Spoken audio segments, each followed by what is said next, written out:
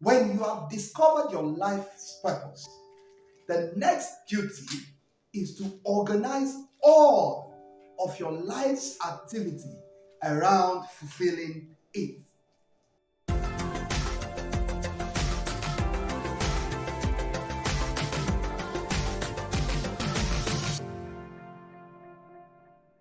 And welcome to Conversations with Michael Ogunshola. This is Attaining Peak Performance, and I am your peak performance strategist. I create this content because you were created for peak performance. And on our journey to peak performance today, we'll be considering how to clarify our why for living. In other words, how do I discover and fulfill my life's purpose and destiny? Some years ago, a lady walked into an art gallery and she began to admire this painting, and the creator of the artwork came around and began to give her details of the lines, the strokes, and began to explain the beauty of the artwork to this lady. And indeed, by the reason of his explanation, she eventually appreciated the artwork. In that similitude, that is how we are as human beings. The truth of the matter is, nobody can appreciate you more than your creator. And that's why on today's conversation, I want to walk us through the path of identifying our purpose. How do I clarify my why? Because Viktor Frankl has taught us that when we know our why, we can endure anyhow. Because your why is the purpose for your living. So why were you created? Or how do you clarify that why? The first thing you must understand about how to clarify your why, just like that artwork, the person that appreciated that work the most is the painter. And that's how we are as humans. As humans, we are 7+ billion. However, each one of us is unique and distinct. Each one of us has abilities, talents, and gifts. God specially created us in a unique format. And as a matter of fact, your uniqueness is what makes you different from the other person. And the world will not celebrate your commonality, but the world will celebrate your uniqueness. And that is why I want to walk you through some key points on how to clarify your life's purpose, how to identify your life's mission. Number one thing you must understand is examine your pain points. You see, pain is a learning curve. What are the things that anger you? What are the things that trigger you? When you think about those things that makes you angry because of the unavailability of solution to it in society, it is because you are the solution to that problem.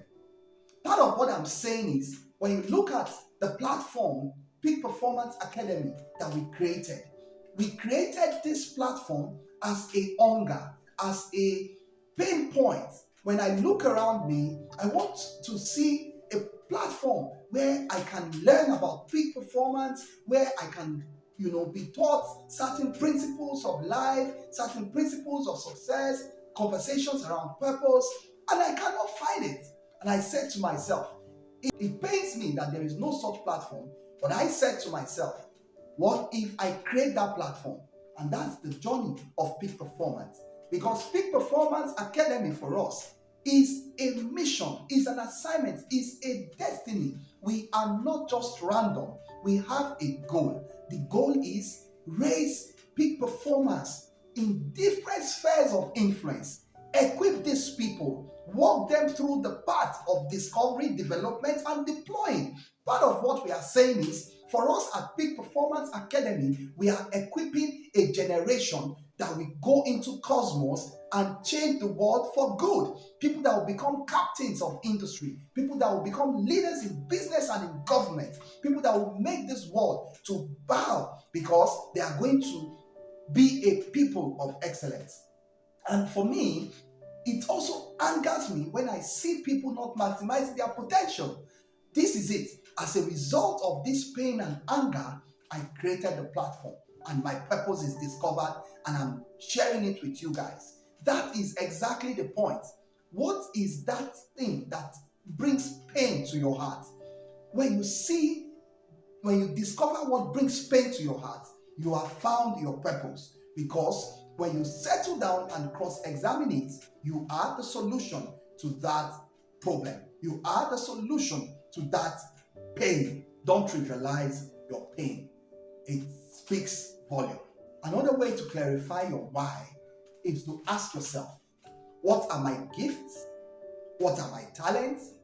What are my abilities, my potential? The idea is, when you look at humans, we are a bundle of value. God packaged you as value and He shot you into time. You have a duty to ask yourself, what are the things I am good at? Miles Monroe, he told us that the graveyard is the wealthiest place. Not because of the diamond or anything in the graveyard, but because a lot of gifts and talent have been buried, undiscovered, undeveloped, unutilized, untapped. Don't be that in that category. And that's why engaging with this content will help you to appreciate your gift and talent. And when you discover those gifts and talents, you can now, through them, begin to deploy them to different areas. You must understand this. Your gifts and talents, they are unique to you. What that means is, when you learn from people like Howard Gardner, you will understand the place of multiple intelligences. Multiple intelligences. Look at this. We have certain people that have athletic intelligence. A child is born into a family, and that child, from age 1 thereabout, is walking with his hand. He bends over and he's making movements on his arm. And the parents said to themselves, this is a gift. What can we do about this child? They enrolled him in an athletic class, and the rest is history, because 15 years later, the guy became a world champion. He went to the Olympics and he represented his country. And that's the idea. As parents, as individuals, we have a duty to nurture the young ones, and we, even as adults, we have a duty to look at ourselves and our gift, talents, and abilities and use it to position ourselves in different spheres of influence. Because not all of us love education, not all of us love entertainment, not all of us love health, not all of us love the religion space, as it were, not all of us loves politics. We have different interests, and it is those gifts and talent that will determine where our purpose lies. Another question you need to ask yourself in clarifying your life's purpose or your why for living is, what am I passionate about? What do I enjoy doing? What is that thing that when I start doing, times go by, I don't get bored, I come alive? When you ask yourself the question around passion, what I love to do, you will see that around your passion is your purpose. What is that thing that I will live for and if need be, die for? Because I'm reminded of Nelson Mandela. When you talk about passion, it has to be something that if you have to die for it, you will die for it. Nelson Mandela's passion was to end apartheid, was to bring freedom, equity, justice to the people of South Africa.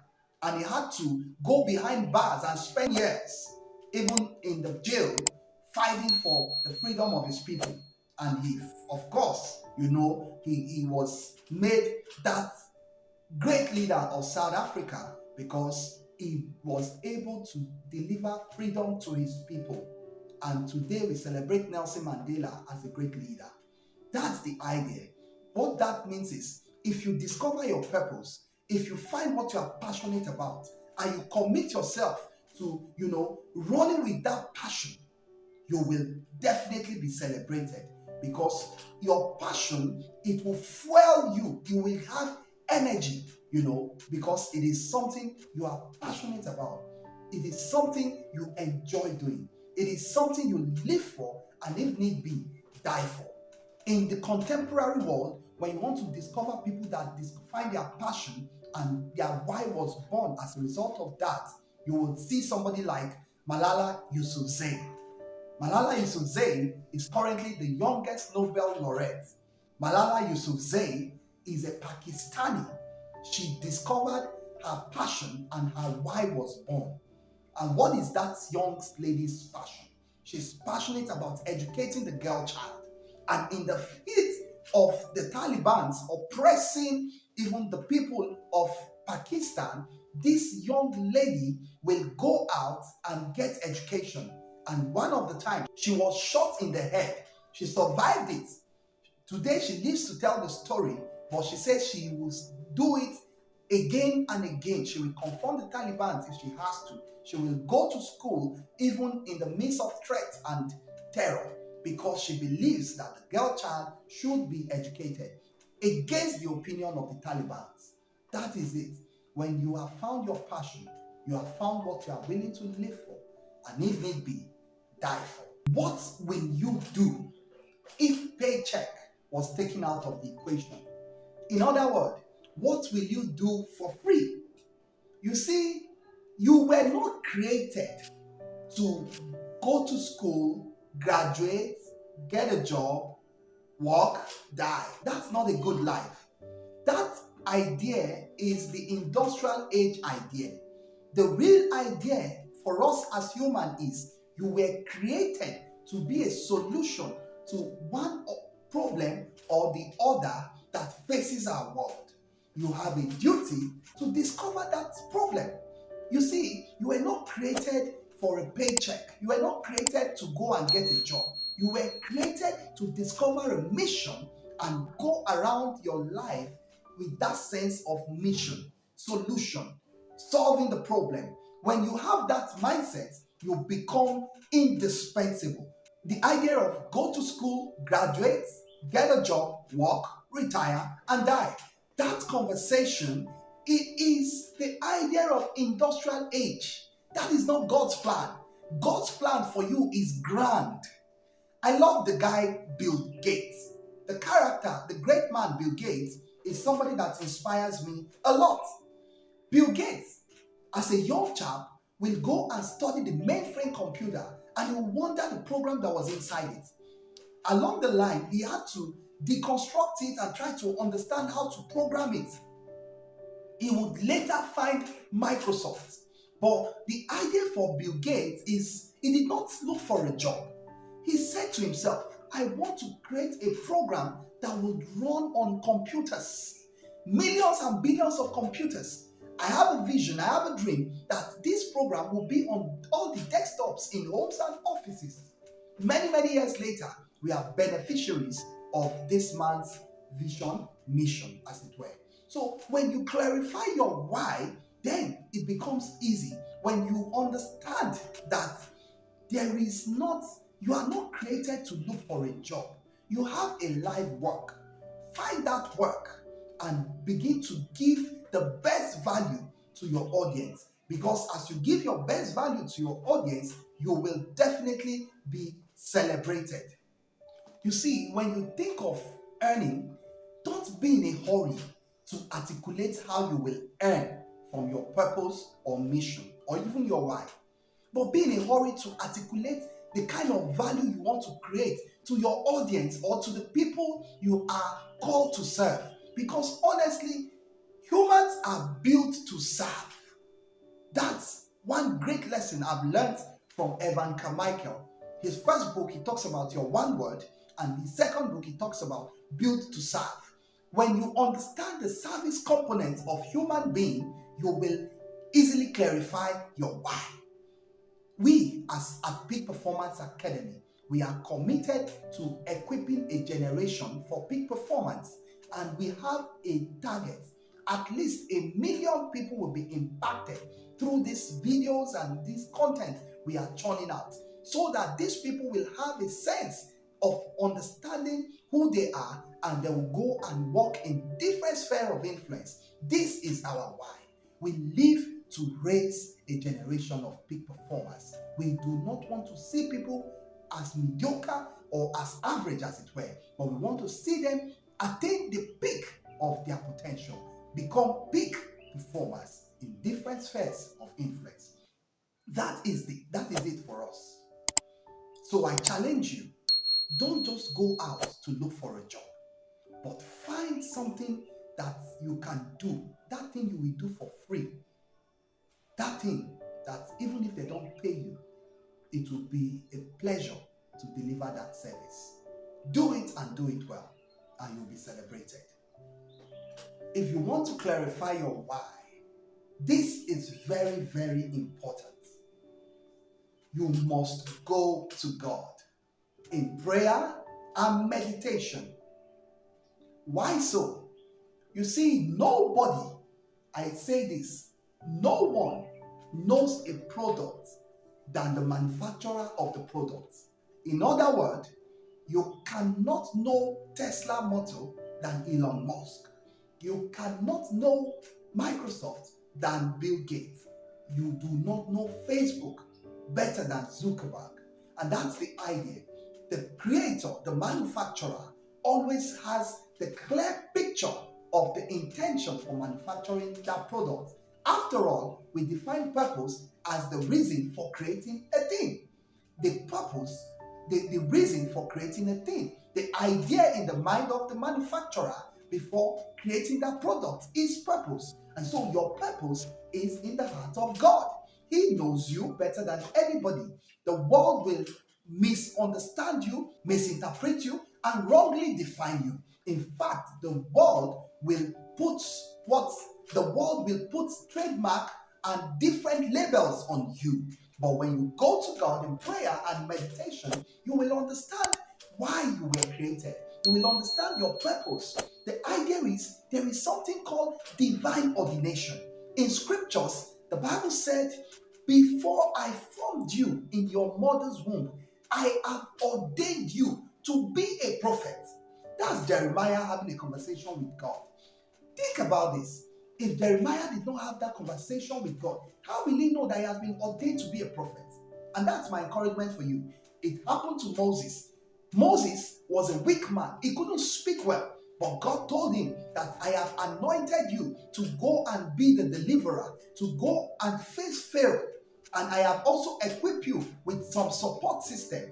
I have somebody that will work with you.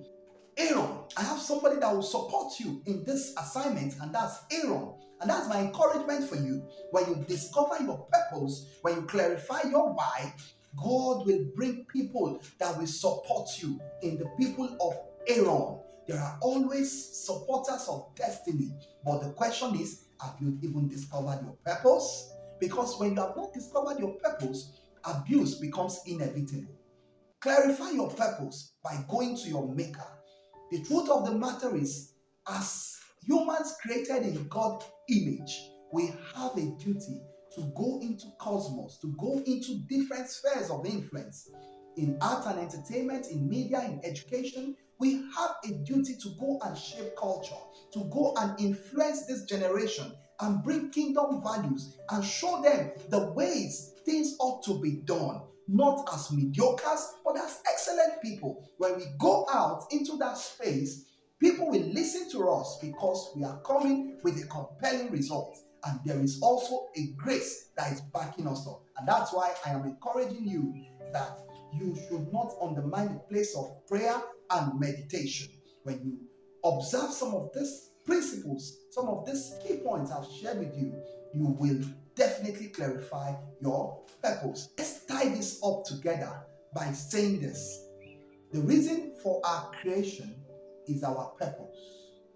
Our purpose can be discovered when we find our passion, when we discover what we will do for free, when we find our gifts and talents, when we know that the essence of our life is not just to go on a career, but to find, our life work. Your career is what you are paid for, right? But your calling is what you are made for. And that's it. Find what you are made for and begin to do it. When you start, you will look weak and unable, but with consistency, with dedication, with development, you will be a master. Years down the line, you will be glad that you invested the time, the energy, and the resources to becoming the best version. If you're receiving value, do well to like, share, and if you've not subscribed, please subscribe. And of course, encourage other people to consume this content and also subscribe to the channel. I am doing this because of my passion for peak performance and for also your personal growth. I remain Michael Ogunshola, the peak performance strategist, saying, peak performance, it is possible.